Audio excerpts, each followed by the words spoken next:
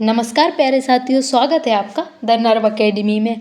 हमारी कक्षा 10th के लिए बायोलॉजी की कक्षाएं चल रही है, जिसमें हम डाइजेस्टिव सिस्टम को कवर कर रहे हैं। इसमें हमने बकल कैविटी स्टार्ट किया है। बकल कैविटी के अंतर्गत हमने जान लिया है, टीथ के बारे में हमने कंप्लीट कर लिया है एनिमेशन के माध्यम से। अच्छे से मैंने आपको बताया। यदि आपने अभी तक नहीं देखा है तो आप जाके वीडियो को देख लेना। वहीं हमने टंग के बारे में, टंग के बारे में भी हमने बहुत अच्छे से जाना था। टेस्ट बर्ड्स के बारे में जाना था। अब हम जानेंगे लार ग्रंथि यानी कि सलाइवरी ग्लैंड्स के बारे में। तो चलिए शुरू करते हैं। मुख गुहा में 3 जोड़ी लार ग्रंथियाँ पाई जाती है। 3 जोड़ी यानी कि 2-2 के पैर में पाई जाती है। जब भी जोड़ी की बात करें तो आप समझ जाना संख्या 2 है, यानी कि एक जोड़ी का मतलब होता है 2। तो चलिए जानते हैं मानव मुख में लार ग्रंथियाँ। सबसे पहले आती है पैरोटिड ग्रंथि। सबसे पहले कौन सी आती है? पैरोटिड ग्रंथि। इसके बाद आती है सबमैंडिबुलर आती है, वहीं आती है सबलिंगुअल। ये 3 प्रकार की ग्रंथि जो है हमारे मुख में पाई जाती है। तो हम एक एक करके तीनों के बारे में जानेंगे। सबसे पहले हम जानते हैं पैरोटिड ग्रंथि। पैरोटिड ग्रंथि की संख्या कितनी होती है?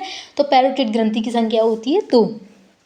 हम जानते हैं ये पाई कहाँ पे जाती है, इसकी स्थिति क्या है। तो पैरोटिड ग्रंथि जो है कान के पास पाई जाती है। कहाँ पर पाई जाती है? कान के पास। जैसे मैंने आपको डायग्राम के माध्यम से भी कवर किया है। ये देखिए, आपके जस्ट कान के नीचे आप टच करिए और फील करिए। यहाँ पे बिल्कुल कान के नीचे जो है पैरोटिड ग्रंथि पाई जाती है।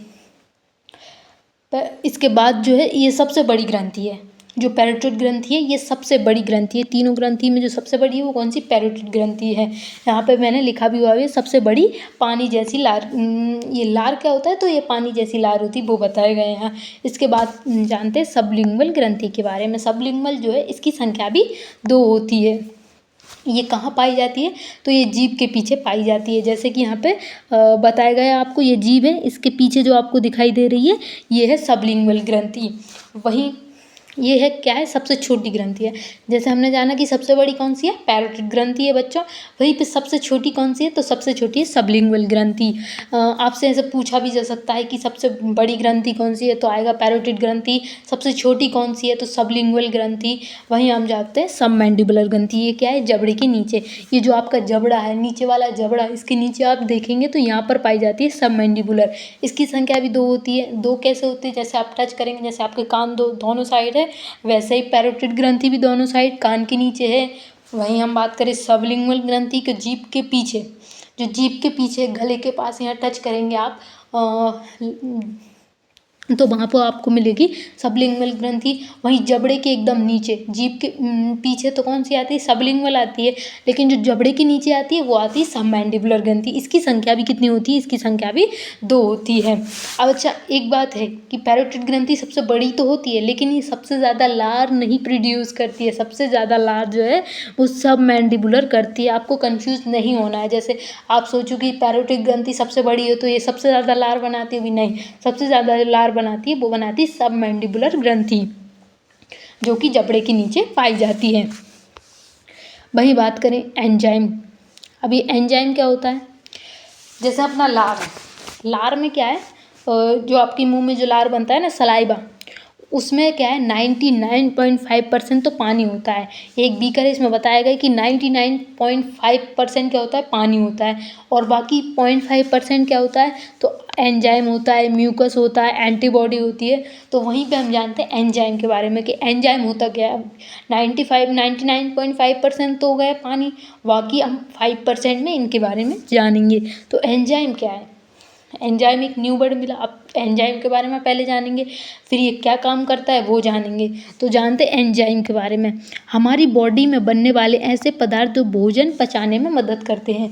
यानी कि एंजाइम क्या है? हमने जाना कि ऐसी पदार्थ है जो हमें भोजन पचाने में मदद करते हैं, यानी कि जो हमारे डाइजेशन में हेल्प करते हैं, तो हम उनको ही क्या बोलते हैं? एंजाइम बोलते हैं। हम एंजाइम के बारे में डाइजेस्टिव सिस्टम में और आगे भी जानेंगे। तो अभी एंजाइम की शुरुआत है, तो आप जान लेना कि एंजाइम होता क्या है। ऐसे पदार्थ जो भोजन के पाचन में मदद करते हैं। तो सबसे पहले हम जानेंगे लार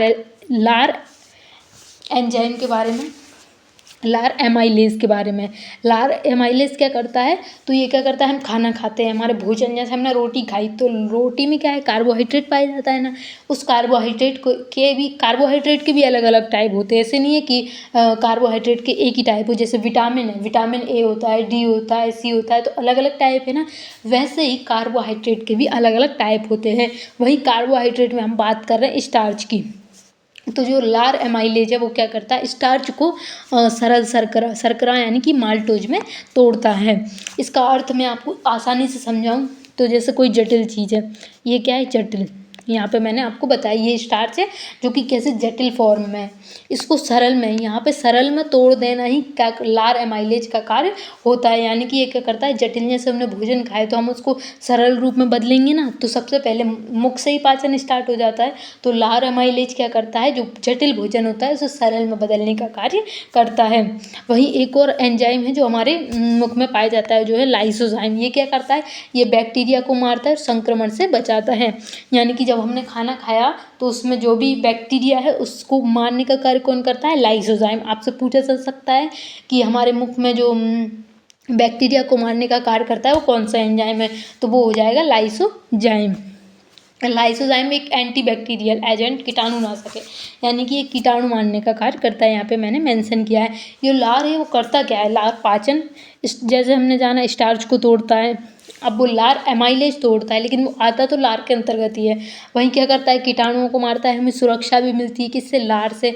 वहीं चिकनाहट, जैसे आप भोजन खाया आपने तो एकदम वो सूखा रहेगा तो उसको निकलने में दिक्कत आएगी ना, लेकिन जो लार गया उसको चिकनाहट दे देता है जिससे उसको निकलने में क्या हो जाता है, आसानी हो जाती है। वहीं स्वाद को घोलता है, भोजन को घोलता है। आगे जानते हैं, जैसे हमने जाना कि स्टार्च को किस में, माल्टोज में बदलने का काम करता है। मुंह में स्टार्च का रासायनिक पाचन होता है, यानी कि मुंह में कौन सा पाचन होता है, रासायनिक पाचन होता है।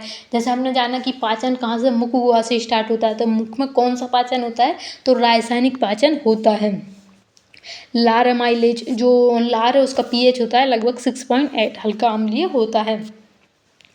और लार एमाइलेज क्या करता है, जो स्टार्च होता है, जैसे देखो यहाँ पे मैंने आपको इमेज के माध्यम से भी बताया, ये क्या है, जटिल फॉर्म है, जटिल है ना, इसको सरल में तोड़ने का कार्य कौन कर रहा है, लार एमाइलेज। इस माल्टोज में बदल दिया, यानी कि स्टार्च को माल्टोज में बदल दिया किसने, लार एमाइलेज ने।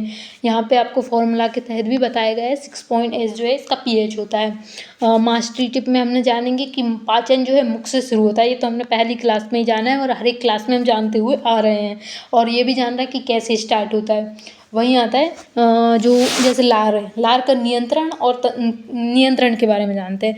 जैसे आपने इमली देखी, आपके मुंह में क्या आ जाता है, लाल आ जाता है, सलाइवा आ जाता है, तो इसका नियंत्रण कौन करता है, मतलब कौन सा ऐसा इंडिकेटर होता है जिससे इमली देखते ही हमारे सलाइवा आ जाता है, तो इसको करता है तंत्रिका तंत्र।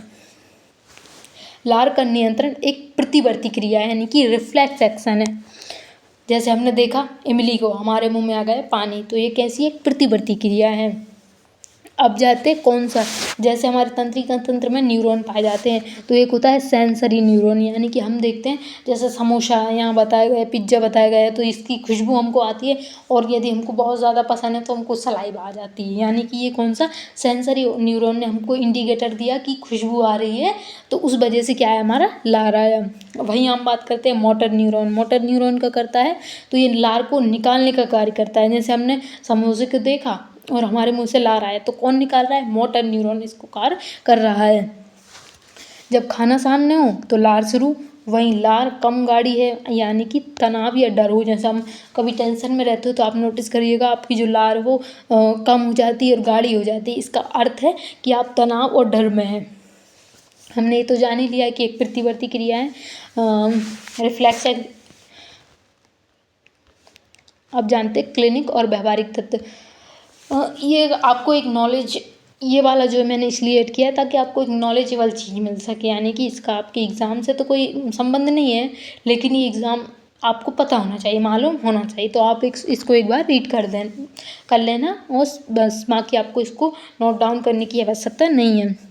सबसे पहले हमारा सूखा मुंह है, मुंह सूखना, हमने देखा कि डर या तनाव होता है तो लार कैसी हो जाती है, गाढ़ी हो जाती है, कम हो जाती है, यानी कि इसका इंडिकेटर है ये। लार से भी हमको इंडिकेटर मिल रहा है कि हम क्या है, तनाव में है, डर में है। दांत और खनिज, लार में कैल्शियम और फास्फेट होता है जो दांतों को मरम्मत करता है।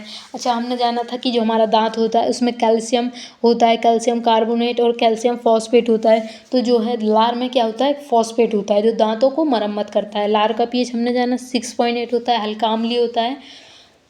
तो आज हमने लार के बारे में जाना। हमने मुकुआ को यहाँ पे कंप्लीट कर लिया है। मुकुआ में हमने क्या देख लिया है, पहले तो हमने स्ट्रक्चर को जाना था पूरे टोटल जो है कौन कौन से ऑर्गन है जो पाचन में कार्य करते हैं। फिर इसके बाद हमने बकल कैविटी को जाना। बकल कैविटी में हमने दांत के बारे में जाना, टीथ के बारे में जाना। इसके बाद हमने जाना टंग के बारे में, जीभ के बारे में जाना। आज हमने जान लिया सलाइवरी ग्लैंड्स यानी कि लार ग्रंथि के बारे में।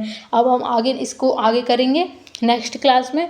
तो यदि आपको क्लास अच्छी लगी हो तो आप लाइक सब्सक्राइब जरूर करना और कमेंट सेक्शन में ज़रूर बताना आपको क्लास कैसी लग रही है। और आपको कोई सजेशन हो तो वो भी आप मुझे बता सकते हैं। मैं अपनी इंस्टाग्राम आईडी भी मेंशन कर दूंगी जिससे आप मुझे डायरेक्टली मैसेज भी कर सकते हैं। तो जुड़े रहिएगा, तब तक के लिए धन्यवाद।